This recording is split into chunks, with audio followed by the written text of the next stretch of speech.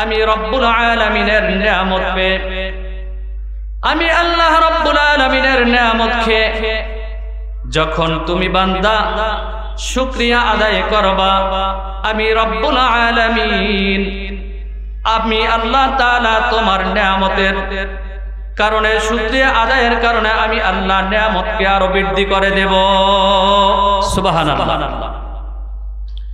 আল্লাহ তাআলা বলেন, ওয়ালা ইন কাফারতুম, আর যে আমার বান্দা বান্দিরা আমার নিয়ামত পেয়ে, নিয়ামত খেয়ে আমি রব্বুল আলামিনের না শুকরিয়া করবে, আমি আল্লাহ রব্বুল আলামিনের নিয়ামতকে অস্বীকার করবে, আমি রব্বুল আলামিন তাহাদের জন্য রেখেছি ইন্না আযাবি লাশাদীদ, আমি আল্লাহ তাআলা তাহাদের জন্য কঠিন আযাবের ব্যবস্থা করে রেখেছি।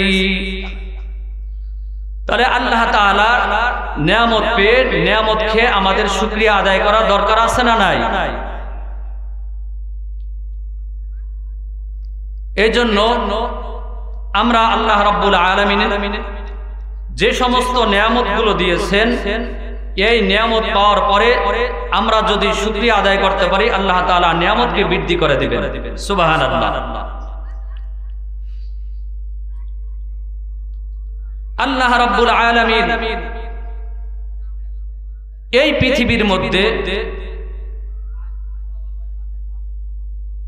যা কিছু সৃষ্টি করেছেন, সবকিছু সৃষ্টি করেছেন আমাদের জন্য। কাদের জন্য? আমাদের জন্য। আর আল্লাহ রাব্বুল আলামিন আমাদেরকে সৃষ্টি করেছেন আল্লাহ রাব্বুল আলামিনের গোলামি করার জন্য। আল্লাহ রাব্বুল আলামিন পবিত্র কালামুল্লাহর মধ্যে বলেন, ওয়ামা খালাকাতুল জিন্না ওয়াল ইনসানা ইল্লা লিয়াবুদুন, আমি আল্লাহ রাব্বুল আলামিন মানুষ এবং জিন জাতিকে সৃষ্টি করেছি একমাত্র আমার ইবাদত করার জন্য, আমার দাসত্ব করার জন্য। তাহলে আল্লাহ রাব্বুল আলামিন আমাদেরকে সৃষ্টি করেছেন একমাত্র তাহার গোলামি করার জন্য, তাহার দাসত্ব করার জন্য। সব কিছু সৃষ্টি করেছেন আমাদের জন্য, আর আমাদেরকে সৃষ্টি করেছেন আল্লাহ রাব্বুল আলামিনের ইবাদত করার জন্য। কি বলেন, ঠিক কিনা? আমরা এখন ইবাদত গুলো কিভাবে করব, কিভাবে করলে পরে আল্লাহ রাব্বুল আলামিনের প্রিয় ভাজন হওয়া যাবে, কিভাবে ইবাদত করলে আল্লাহ তাআলার নিকটবর্তী হওয়া যাবে, আমাদের এটা জানা দরকার আছে না নাই? কারণ আল্লাহ রাব্বুল আলামিন আমাদেরকে যে সৃষ্টি করেছেন একমাত্র তাহার ইবাদত করার জন্য, এটা আমি জানি, এটা আমরা কি জানি। কিন্তু জানার মধ্যে মুসলমানিত্ব নয়, জানার মধ্যে কি নয়? মুসলমানিত্ব নয়। জানার পরে আমাদেরকে কি করতে হবে? মানতেও হবে। কি বলেন, ঠিক কিনা? শুধু জানার নাম ইসলাম নয়, শুধু জানার নাম মুসলমানিত্ব নয়, জানার পরে আমাদেরকে মানতেও হবে। যদি জানার পরে আমরা মানতে পারি, তাহলে আমরা হয়ে যাব সফল কাম। কি বলেন, ঠিক কিনা? কেননা আল্লাহর রাসূলের জমানায় আল্লাহ রাব্বুল আলামিনের একজন সাহাবী, এর আগে ইহুদি ধর্মের অনুসারী ছিলেন। আল্লাহ রাব্বুল আলামিনের এই পয়গম্বর বিশ্ব নবী মুহাম্মদুর রাসূলুল্লাহ সাল্লাল্লাহু আলাইহি ওয়াসাল্লামের ইন্তেকালের পূর্বে আল্লাহর রাসূলের সাহাবী হযরত আব্দুল্লাহ ইবনে সালাম রাদিয়াল্লাহু তাআলা আনহু ইসলাম ধর্ম গ্রহণ করে মুসলমান হয়ে গেলেন।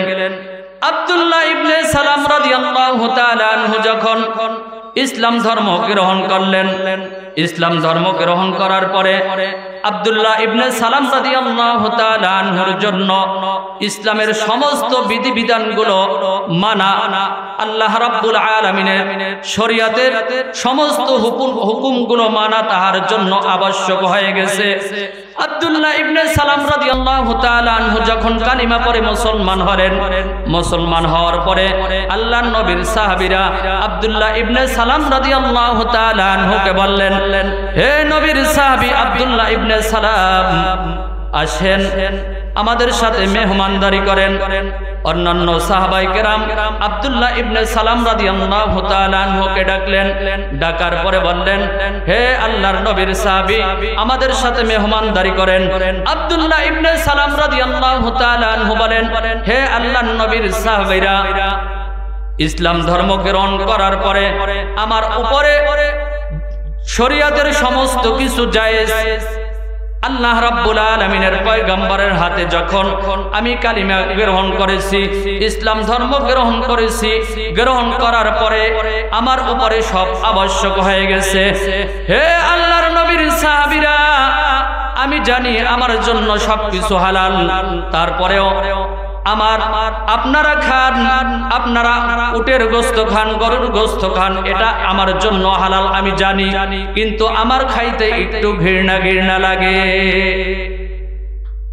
আমার খাইতে একটু ঘৃণা ঘৃণা লাগে। কারণ এই আব্দুল্লাহ ইবনে সালাম রাদিয়াল্লাহু তাআলা আনহু অন্য ধর্মের অনুসারী ছিলেন, ইহুদি ধর্মের অনুসারী ছিলেন।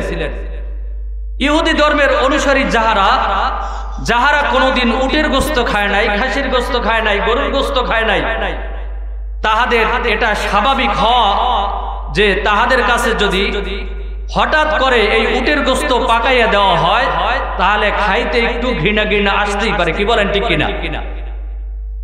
আল্লাহর নবীর সাহাবী আব্দুল্লাহ ইবনে সালাম রাদিয়াল্লাহু তাআলা আনহু অন্যান্য সাহাবায়ে কেরামদেরকে বললেন, হে আল্লাহর নবীর সাহাবীরা, আমার খাইতে একটু ঘৃণা ঘৃণা লাগে। আল্লাহর নবীর সাহাবীরা বললেন, হে আব্দুল্লাহ ইবনে সালাম, তোমার উপরে সমস্ত কিছু হালাল হয়ে গেছে। আল্লাহর রাসূলের সাহাবী আব্দুল্লাহ ইবনে সালাম রাদিয়াল্লাহু তাআলা আনহু অস্বীকৃতি জানালেন, তিনি আপত্তিকর কথা বললেন।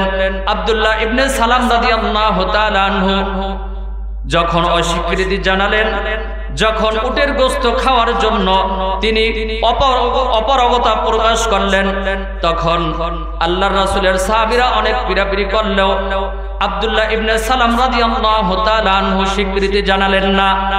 কারণ দেখেন, আমাদের সম্মুখে যদি সুস্বাদু মশলা দিয়া কাচ্চিম পাকাইয়া এরপরে আমাদের সামনে দেওয়া হয়, যদি না বলা হয় যে এটা আসলে কাচ্চিমের গোশত, আমাদেরকে যদি না বলে তাহলে এই সুস্বাদু মশলা দিয়ে যদি পাকিয়ে আমাদের সামনে দেওয়া হয়, না বললে তো এটা ধরা যাবে না। ধরা যাবে? ধরা যাবে না। কারণ এটা গরুর গোশত না খাসির গোশত না উটের গোশত, এটাও ধরার কোনো কায়দাই নেই। তো আমাদের সামনে যদি কাচ্চিমের গোশত পাকাইয়া এরপরে যদি বলা হয়, ভাই এটা উটের গোশত না, এটা গরুর গোশত না, এটা খাসির গোশত না, এটা হচ্ছে কাচ্চিমের গোশত, যখনই আমাদের সামনে বলবে, বলার সঙ্গে সঙ্গে আমাদের মাঝে একটা অবক্তি এসে যাবে, বমি বমি ভাব এসে যাবে। কি বলেন ঠিক কিনা? ঠিক ঠিক তেমনিও আব্দুল্লাহ ইবনে সালাম রাদিয়াল্লাহু তাআলা আনহু বলেন, হে আল্লাহর নবীর সাহাবীরা, আমি সবই জানি, আমার জন্য সবকিছু হালাল, কিন্তু আমার একটু খাইতে ঘৃণা ঘৃণা লাগে। এই কথা বলার সঙ্গে সঙ্গে আল্লাহ রাব্বুল আলামিন কোরআনুল কারীমের আয়াত নাজিল করে দিয়ে জানিয়ে দিয়েছেন, ইয়া আইয়ুহাল্লাযীনা আমানু দুখুলু ফিস সিলমি কাফা ولا تتبعوا خطوات الشيطان إنه لكم عدو مبين يا أيها الذين آمنوا হে ঈমানদারগণ উদখুলু ফিস সিলমি কাফা, তোমরা দ্বীনের মধ্যে পরিপূর্ণভাবে প্রবেশ করো। ওয়ালা তাত্তাবিউ খুতুওয়াতিশ শাইতান, তোমরা শয়তানের পথ অনুসরণ করিও না। ইন্নাহু লাকুম আদুউম মুবিন, নিশ্চয়ই শয়তান হচ্ছে তোমাদের প্রকাশ্য শত্রু। শয়তান আমাদের কি শত্রু না বন্ধু? জোরে বলতে হবে, শত্রু না বন্ধু? শয়তান আমাদের প্রকাশ্য শত্রু। এটা আল্লাহ রাব্বুল আলামিন কুরআনুল কারীমের মধ্যে জানিয়ে দিয়েছেন, ইন্নাহু লাকুম আদুউম মুবিন ওয়ালা তাত্তাবিউ খুতুওয়াতিশ শাইতান ইন্নাহু লাকুম আদুউম মুবিন। শয়তান হচ্ছে আমাদের প্রকাশ্য শত্রু। তো আল্লাহ রাব্বুল আলামিন এই আয়াত নাজিল করে দিয়ে হযরতে আব্দুল্লাহ ইবনে সালাম রাদিয়াল্লাহু তাআলা আনহুকে জানিয়ে দিলেন, হে আব্দুল্লাহ ইবনে সালাম, তুমি পরিপূর্ণভাবে দ্বীনের মধ্যে প্রবেশ করো। তুমি হালালকে হালাল এটা জানলে হবে না, বরং তোমার এটা খাইয়া বাস্তবে প্রমাণ দেখানো লাগবে। সুবহানাল্লাহ। হালাল এটা জানলে হবে না, এটা কি করতে হবে? বাস্তবে প্রমাণ দেখাইতে হইবে। এই জন্য শুধু জানার নাম ইসলাম না, জানার পরে কি করতে হবে? আমাদেরকে মানতে হবে। আব্দুল্লাহ ইবনে সালাম রাদিয়াল্লাহু তাআলা আনহুকে আল্লাহ রাব্বুল আলামিন যে আয়াত শরীফ নাজিল করে দিয়ে আল্লাহ তাআলা সাহাবীকে হুঁশিয়ার জানিয়ে দিয়েছেন, এটা হচ্ছে ওই আব্দুল্লাহ ইবনে সালাম রাদিয়াল্লাহু তাআলা আনহুকে আল্লাহ তাআলা এটাই বলেছেন যে তোমার জানলে হবে না, জানার পরে তোমাকে কি করতে হবে? মানতে হবে। শুধু মানলে হবে না, তোমাকে পুরোপুরি ভাবে মানতে হবে। সুবহানাল্লাহ। তো আমাদেরও ইসলাম কি অল্প মানলে হবে না, পুরোপুরি মানতে হবে? কি বলেন? কিছু ছাড়বো কিছু ধরবো এভাবে করলে হবে না, ইসলামটাকে পরিপূর্ণভাবে মানতে হবে। কিছু সময় আমরা কি করি? কিছু সময় আল্লাহ তাআলার আমরা হুকুম মানি, কিছু সময় আল্লাহ তাআলাকে খুশি করি, আবার কিছু সময় আমরা শয়তানকে খুশি করি। কি বলেন, ঠিক কিনা? তাহলে আমরা কিছু সময় আল্লাহ তাআলাকে খুশি করলাম, আবার কিছু সময় শয়তানকে খুশি করলাম। এই ভাগাভাগির ব্যবসা কিন্তু আল্লাহ তাআলা করেন না, করেন? অতএব মানলে একমাত্র শুধুমাত্র কেবলমাত্র আল্লাহ রাব্বুল আলামিনের হুকুমকেই আমাদেরকে মানতে হবে। কথা বলেন, ঠিক কিনা? আল্লাহ তাআলা আমাদের সবাইকে তৌফিক দান করুন। সবাই বলে আমিন।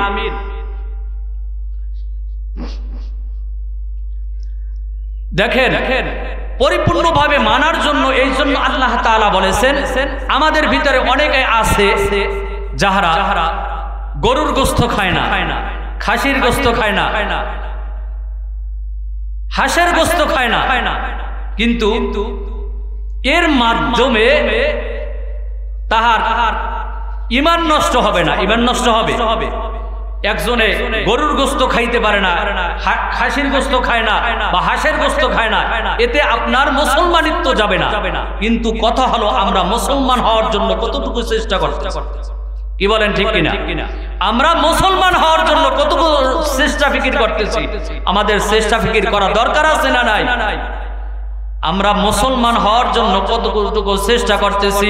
এই জন্য আল্লাহ রাব্বুল আলামিন কুরআনুল কারীমের ভিতরে বলেন, ইয়া আইয়ুহাল্লাযীনা আমানুত্তাকুল্লাহা হাক্কা তুকাতিহি ওয়া লা তামুতুন্না ইল্লা ওয়া আনতুম মুসলিমুন।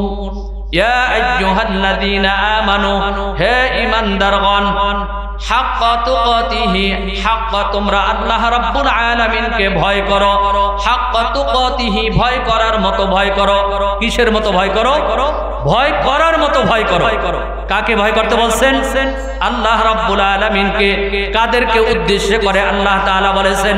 ঈমানদারদেরকে উদ্দেশ্য করে বলেছেন, ইয়া আইয়ুহাল্লাযীনা আমানু হাক্কা তুকাতিহি ওয়া লা তামুতুন্না, আর তোমরা ইন্তেকাল করিও না, তোমরা মৃত্যুবরণ করিও না। ওয়ালা তামুতুন্না ইল্লা ওয়া আনতুম মুসলিমুন, তোমরা মুসলমান না হয়ে তোমরা ইন্তেকাল করিও না, তোমরা মৃত্যুবরণ করিও না। তাহলে বোঝা যায় যে পৃথিবীর সমস্ত মুসলমানদেরকে আবার কি করতে হবে? ঈমানদারদেরকে আবার মুসলমান হতে হবে। পৃথিবীর সমস্ত ঈমানদারদেরকে কি হতে হবে? মুসলমান হতে হবে। এ কথা দ্বারা বোঝা যায় যে ঈমানদার আর মুসলমান এক জিনিস নয়। ঈমানদার আর মুসলমান এক জিনিস নয়। কেমন? যদি ইমানদার যদি মুসলমান হইতো তাহলে আল্লাহ রাব্বুল আলামিন এই আয়াত নাযিল করতেন না। এই জন্যই আল্লাহ তাআলা ইমানদারদেরকে লক্ষ্য করে বলেন, ইয়া আইয়ুহাল্লাযীনা আমানু হাক্কা তুকাতিহি ওয়া লা তামুতুন্না ইল্লা ওয়া আনতুম মুসলিমুন। হে ইমানদারগণ, তোমরা আমি আল্লাহ তাআলাকে পরিপূর্ণভাবে ভয় করো, ভয় করার মতো ভয় করো, আর তোমরা মুসলমান না হয়ে মৃত্যুবরণ করিও না। তাহলে এ কথা দ্বারা বোঝা যায় যে ইমানদার আর মুসলমান এক জিনিস নয়। সমস্ত পৃথিবীর যত ইমানদার আছে সবাইকে মুসলমান হইতে হইবে। কি বলেন? আপনি আমি যে জন্মসূত্রে মুসলমান, কিন্তু আমি পরিপূর্ণ মুসলমান আছি কি নাই এটা যদি আমি দাড়িপাল্লায় পরিমাপ করি তাহলে বোঝা যাবে। কি বলেন, ঠিক কিনা? দুনিয়ার দাড়িপাল্লায় পরিমাপ করলে বোঝা যাবে না।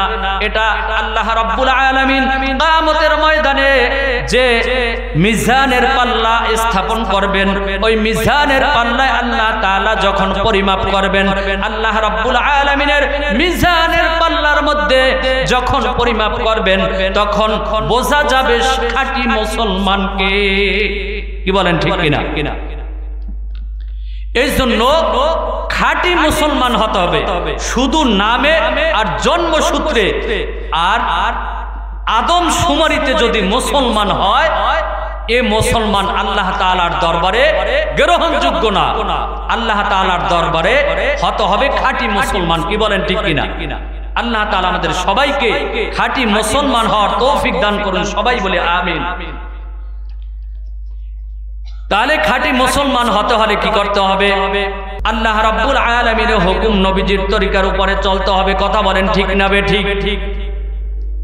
আল্লাহ তাআলার হুকুম নবীজির তরিকার উপরে আমরা যদি সঠিকভাবে চলতে পারি, আল্লাহ রাব্বুল আলামিন আমাদেরকে কি করবেন? খাঁটি মুসলমান হিসাবে আল্লাহ তাআলা কবুল করে আমাদের চিরস্থায়ী স্থান আল্লাহ তাআলা জান্নাত আমাদের জন্য নসিব করবেন। সবাই বলে আলহামদুলিল্লাহ। কেননা আল্লাহ রাব্বুল আলামিনের উপরে পরিপূর্ণ যদি আমরা বিশ্বাস স্থাপন না করতে পারি, কেননা ঈমান শব্দের অর্থ হচ্ছে কি? বিশ্বাস স্থাপন করা। ঈমান শব্দের অর্থ কি? বিশ্বাস স্থাপন করা। এটা বিনা দলিলে আমাদের কি করতে হবে? আল্লাহ তাআলা যে এক, এটা বিনা দলিলে আমাদেরকে বিশ্বাস স্থাপন করতে হবে। দলিল প্রমাণ ছাড়া আল্লাহ তাআলা যে এক, এটা আমাদের বিশ্বাস স্থাপন করতে হবে। এই জন্য আল্লাহ রাব্বুল আলামিন পবিত্র কোরআনুল কারীমের ভিতরে বলেন, ইন্নাল্লাযীনা ক্বালু রাব্বুনাল্লাহু সুম্মা ইসতাকামু তাতানাজ্জালু আলাইহিমুল মালাইকাতু আল্লা তাখাফু ওয়া লা তাহজানু ওয়া আবশিরু বিল জান্নাতিল্লাতী কুনতুম তুআদুন। ইন্নাল্লাযীনা ক্বালু রাব্বুনাল্লাহ, ইন্নাল্লাযীনা, আল্লাহ রাব্বুল আলামিন বলেন, ইন্নাল্লাযীনা ক্বালু, নিশ্চয় যাহারা বলে, রাব্বুনাল্লাহ, নিশ্চয় আল্লাহ আমাদের রব। আমাদের রবকে জোরে বলেন, আমাদের রবকে? আমাদের রব একমাত্র আল্লাহ। আল্লাহ রাব্বুল আলামিন বলেন, ইন্নাল্লাযীনা ক্বালু রাব্বুনাল্লাহ, নিশ্চয় যাহারা বলে একমাত্র শুধুমাত্র কেবলমাত্র রব হচ্ছেন আমার আল্লাহ। সুম্মা ইসতাকামু, এবং এই কথার উপরে যাহারা দৃঢ় থাকবে, এই কথার উপরে যারা ইস্তেকামাত থাকবে, এই কথার উপরে যারা মজবুত থাকবে। কোন কথার উপরে? ইন্নাল্লাযীনা ক্বালু রাব্বুনাল্লাহ, নিশ্চয় যাহারা এই কথার উপরে ইস্তেকামাত থাকবে, এই কথার উপরে মজবুত থাকবে, নিশ্চয় একমাত্র শুধুমাত্র কেবলমাত্র আমার রব হচ্ছেন আমার আল্লাহ। এই কথার উপরে যাহারা ইস্তেকামাত থাকবে, মজবুত থাকবে, দৃঢ়তা স্থাপন করবে, আল্লাহ রাব্বুল আলামিন বললেন, সুম্মা ইসতাকামু তাতানাজ্জালু আলাইহিমুল মালাইকা, যারা আমি আল্লাহ রাব্বুল আলামিনের উপরে ইস্তেকামাত থাকবে, আমি আল্লাহ তাআলার তাআলার উপরে ইস্তেকামাত থাকবে, মজবুত থাকবে। একমাত্র শুধুমাত্র আমি আল্লাহ তাহাদের রব, তাহাদেরকে আমি আল্লাহ রব্বুল আলামিন রহমতের ফেরেশতা নাজিল করে আমি আল্লাহ তাহাদেরকে সাহায্য করব। জোরে বলেন না সুবহানাল্লাহ। আল্লাহ তাআলা কাহাদেরকে সাহায্য করবেন? যাহারা বলবে একমাত্র রব হচ্ছেন আমার আল্লাহ, যারা এই দুনিয়ার অন্য কোনো মানুষকে নেতা হিসাবে মানবেন না, অন্য কোনো মানুষকে ভয় করে চলবেন না, অন্য কোনো মানুষকে ভয় করবেন না, অন্য কোনো মানুষকে রব হিসাবে স্বীকৃতি প্রদান করবেন না। শুধুমাত্র কেবলমাত্র একমাত্র আল্লাহ রাব্বুল আলামিন যে আমার রব, এই কথা যাহারা বলবে, এই কথার উপরে এবং এই কথা এবং কাজে কর্মে যাহাদের মিল থাকবে, আল্লাহ রাব্বুল আলামিন তাহাদের সম্পর্কে বলেন আমি আল্লাহ রাব্বুল আলামিন তাহাদের জন্য রহমতের ফেরেশতা নাজিল করে দিয়ে আমি আল্লাহ তাহাদেরকে সাহায্য করব। এর বাস্তব প্রমাণ মুসলমানদের সর্বপ্রথম যে যুদ্ধ হয়েছিল সে যুদ্ধের নাম কি বলতে পারেন? মুসলমানদের সর্বপ্রথম যে যুদ্ধ হয়েছিল সে যুদ্ধের নাম হচ্ছে বদরের যুদ্ধ। কিসের যুদ্ধ? বদরের যুদ্ধ। এই বদরের যুদ্ধের সময় আল্লাহর হাবিব বিশ্বনবী মুহাম্মদুর রাসূলুল্লাহ সাল্লাল্লাহু আলাইহি ওয়াসাল্লাম 313 জন সাহাবায়ে কেরামদেরকে নিয়ে আল্লাহ রাব্বুল আলামিন 1000 কাফের মুশরিকদের বিরুদ্ধে যুদ্ধ করার জন্য 313 জন সাহাবীদেরকে নিয়ে আল্লাহর রাসূল যুদ্ধের ময়দানে ঝাঁপিয়ে পড়লেন। যুদ্ধের ময়দানে রওনা হলেন। আল্লাহর রাসূলকে সাহাবায়ে কেরাম বললেন, ইয়া রাসূলুল্লাহ, ইয়া হাবিবাল্লাহ, হে আল্লাহর নবী, হে আল্লাহর পয়গম্বর বিশ্ব নবী মুহাম্মদুর রাসূলুল্লাহ সাল্লাল্লাহু আলাইহি ওয়াসাল্লাম, হে আল্লাহর পয়গম্বর, আমরা 313 জন সাহাবায়ে কেরাম 1000-এর বিরুদ্ধে আমরা যুদ্ধের জন্য বদরের প্রান্তরে রওনা হয়েছি। হে পয়গম্বর, হে আল্লাহর নবী, আমরা এই 313 জন সাহাবায়ে কেরাম 1000-এর বিরুদ্ধে বদরের প্রান্তরে রওনা দিয়েছি। হে পয়গম্বর, হে বিশ্ব নবী, এই 313 জন আমরা যাহারা বদরের প্রান্তরে রওনা দিয়েছি, আমাদের হাতের মধ্যে কোনো ঢাল নাই, আমাদের হাতের মধ্যে কোনো তলোয়ার নাই, আমাদের কোনো অস্ত্র শস্ত্র নাই। আমরা নিরস্ত্রভাবে বদরের প্রান্তরে কাফের মুশরিকদের বিরুদ্ধে যুদ্ধের জন্য বদরের প্রান্তরে রওনা দিয়েছি। এ আল্লাহর হাবিব রাসূলুল্লাহ, আমরা কি দিয়ে কাফেরদের বিরুদ্ধে যুদ্ধ করব? সাহাবায়ে কেরামদের এই কথার সঙ্গে সঙ্গে আল্লাহর নবী বিশ্ব নবী মুহাম্মদুর রাসূলুল্লাহ সাল্লাল্লাহু আলাইহি ওয়াসাল্লাম সাহাবায়ে কেরামদের হাতে, প্রত্যেকের হাতের মধ্যে একটা করে খেজুরের ডাল ভেঙে দিলেন। সুবহানাল্লাহ বলেন। কি দিলেন? এক একজন সাহাবার হাতে এক একটা খেজুরের ডাল ভেঙে দিলেন। সাহাবায়ে কেরাম আল্লাহর রাসূলের হাতের দেওয়া খেজুরের ডালটাকে সাহাবায়ে কেরাম তরবারি হিসাবে তাদের হাতের মধ্যে নিয়ে যুদ্ধের ময়দানে ঝাঁপিয়ে পড়লেন। সুবহানাল্লাহ। আরো জোরে বলি সুবহানাল্লাহ। নারায়ে তাকবীর, নারায়ে তাকবীর। আল্লাহর নবীর সাহাবীরা আল্লাহর রাসূলের হাতের দেওয়া এই খেজুরের ডালকে তারা তরবারি হিসাবে হাতের মধ্যে নিয়ে বদরের প্রান্তরে যুদ্ধের ময়দানে যখন ঝাঁপিয়ে পড়লেন, আল্লাহর নবীর সাহাবীদের মধ্যে 100-তে 100 একই ছিল। আল্লাহর নবীর হাতের দেওয়া যে খেজুরের ডাল, এটা মূলত ডাল নয়, এটা হচ্ছে আল্লাহর রাসূলের দেওয়া তরবারি। সুবহানাল্লাহ। আল্লাহর নবীর সাহাবীদের মনের ভিতরে 100-তে 100 একই ছিল। এই আল্লাহর নবীর দেওয়া যে তরবারি আমাদের মধ্যে, আমাদের হাতের মধ্যে তুলে দিলেন, এই তরবারি নিয়ে আমরা যখন বদরের প্রান্তরে যুদ্ধের ময়দানে ঝাঁপিয়ে পড়ব, এই যুদ্ধের ময়দানে আল্লাহ রাব্বুল আলামিন অবশ্যই আমাদেরকে সাহায্য করবেন।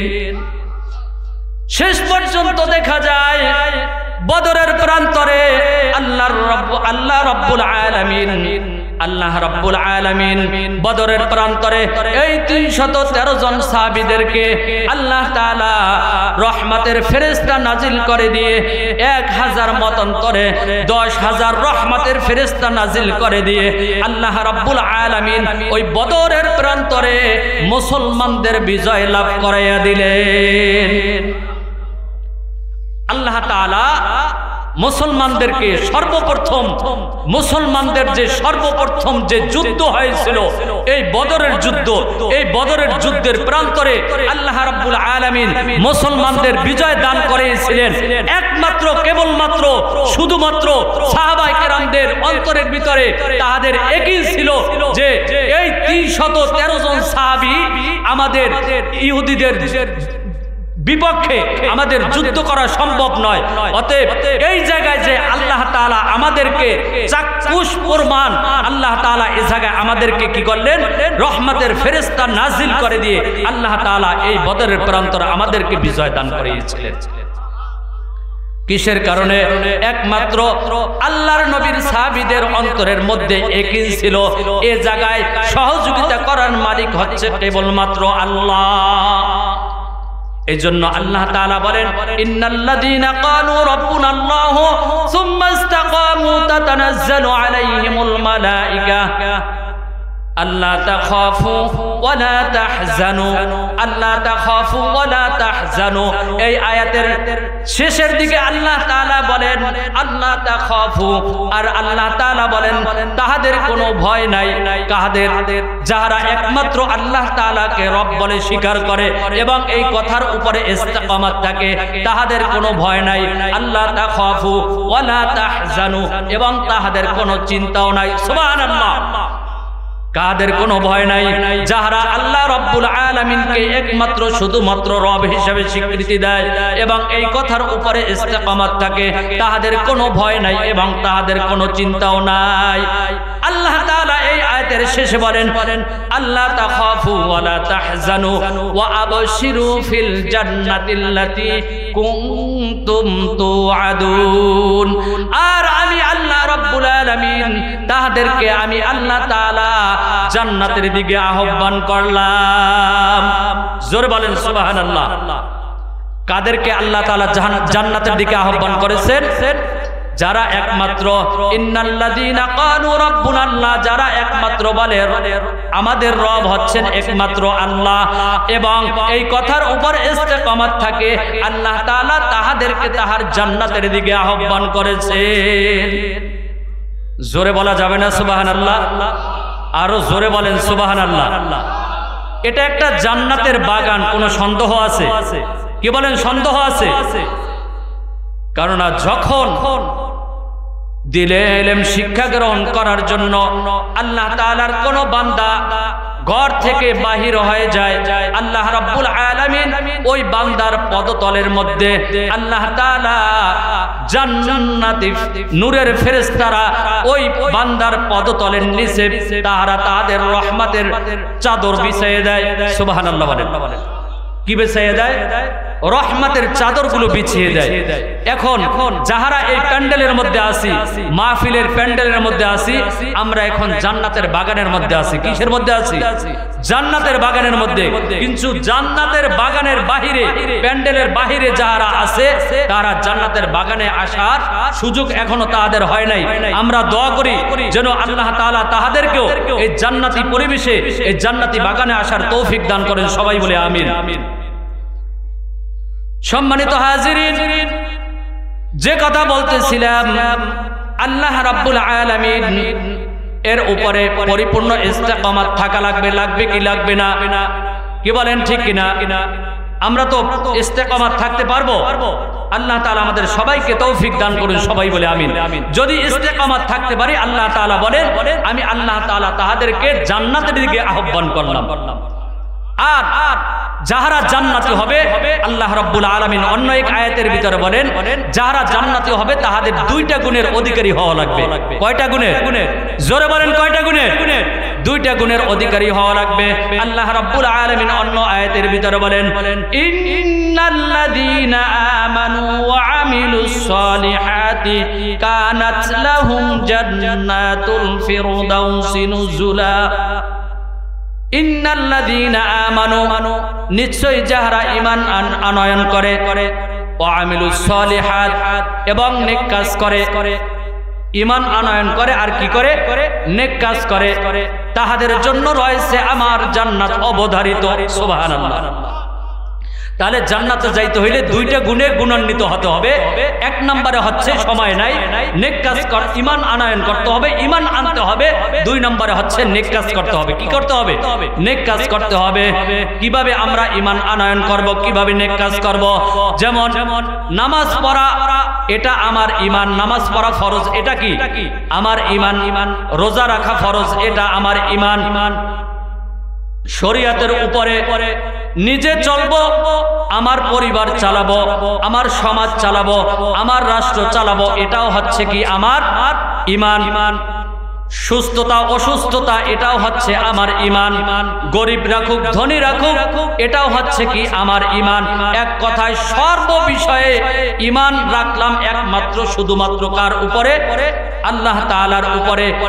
সমস্ত ঈমানের মূল হচ্ছে, হাতিয়ার হচ্ছে ঈমান আনয়ন করতে হবে, বিশ্বাস স্থাপন করতে হবে কার উপরে?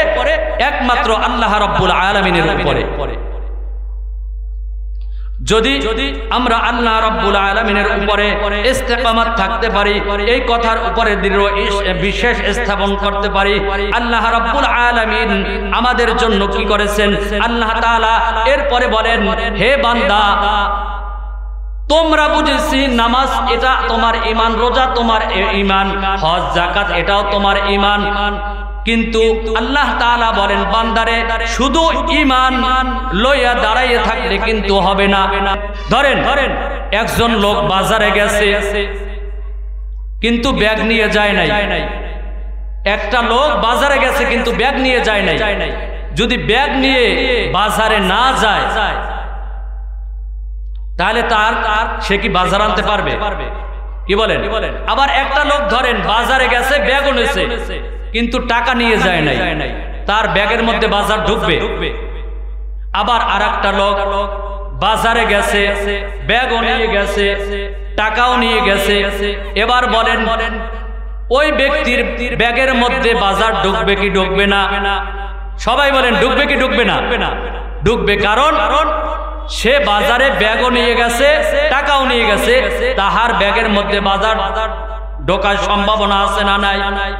তাহার ব্যাগের মধ্যে বাজার ঢুকবে কি ঢুকবে না? কিন্তু আমরা কিছু মুসলমান নামদারি ইমানদার আছি, তাহারাও আমরা কি করতেছি? আমরা ঈমান নামক ব্যাগ লইয়া আমরাও দাঁড়াইয়ে রইছি, কিন্তু আমরা এই ঈমান নামক ব্যাগের মধ্যে আমরাও বাজার ঢুকাইতেছি না। কি বলেন ঠিক কিনা? আমরা দাঁড়াইয়ে রইছি কিন্তু বাজারে এই ব্যাগের মধ্যে বাজার ঢুকাইতেছি না। কারণ আমরা সবাই জানি আমাদের প্রত্যেকের হাতের মধ্যে একটা ঈমান নামক ব্যাগ আছে, আছে না নাই? কিন্তু আমরা বাজার করতেছি না। অথচ আল্লাহ রাব্বুল আলামিনের পয়গম্বর বলেন, আদ-দুনিয়া মাযরাতুল আখিরাহ, দুনিয়া হচ্ছে আখিরাতের বাজার করার জায়গা। সুবহানাল্লাহ।